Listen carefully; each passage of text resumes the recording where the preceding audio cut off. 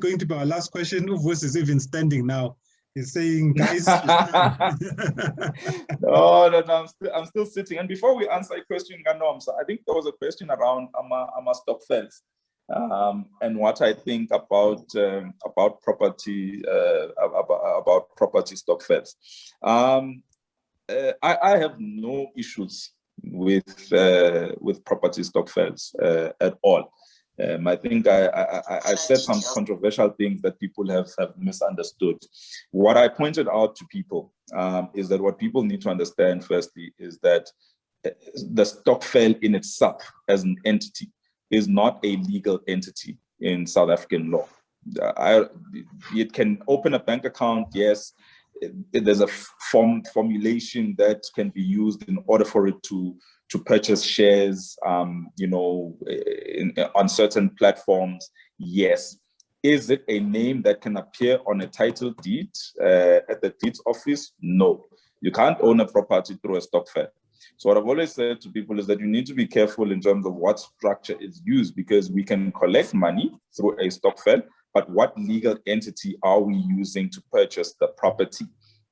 Right? Are we purchasing the property through a company? And am I a shareholder or a director, or a shareholder and a director in that company? Are we purchasing the property through a trust? And am I a beneficiary in that trust?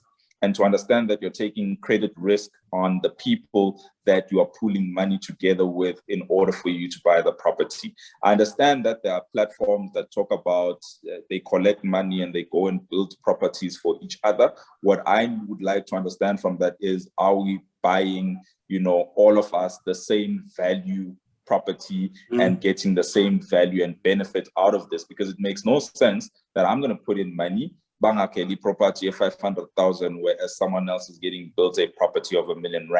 And in that, when exactly is my property being built, and when exactly is the next person's property being built?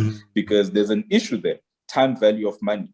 What R1 million is worth this year is not the same as what R1 million is worth next year.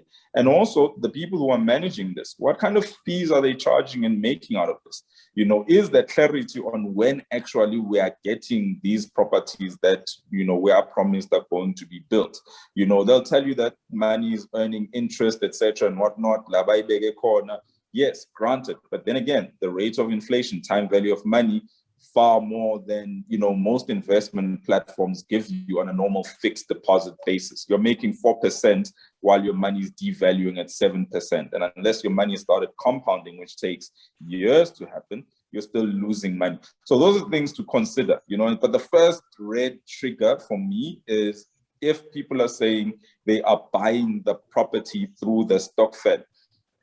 Because I say in South African law, and we can't disagree on this is black and white. You've got no opinion as far as this is concerned. What you think and what you say does not matter. You're talking nonsense, and I'm being a bit passionate about it, because we're not going to argue about what the law says. There's no property that is registered under a Stokvel at the Deeds Register. The Deeds Act is very clear about who can register as a property owner at the deeds office. So the property is either going to be bought in all your names, and all your names are going to appear on the title deed. And I don't know how 100 or 1,000 names appear on a title deed.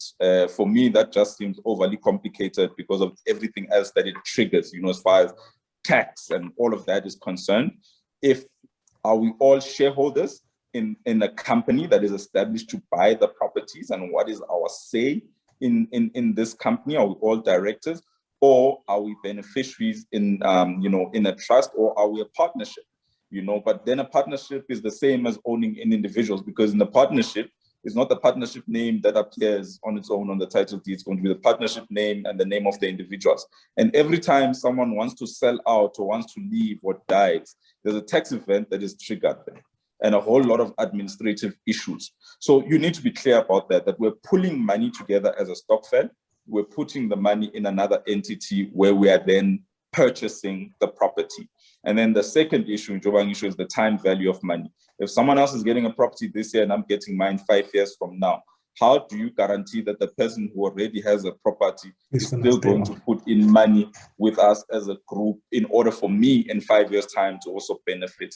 And what is the value of that benefit? You know, if I'm getting R1 million 5 years from now, whereas someone else got R1 million 5 years earlier, then it's not fair. It doesn't make sense for me. So as long as people get the structure right, I think it works. It's a good way for people to pool money together, but just get the structure right. That's the important thing.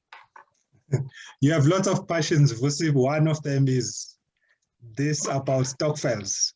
I can see. No, I mean, it's a great way, you know, it's really a great way to pull money together. You know, we can do a lot. We really can, but you know, we need to do it correctly. We mustn't mislead each other on this as well. Right structure is very important.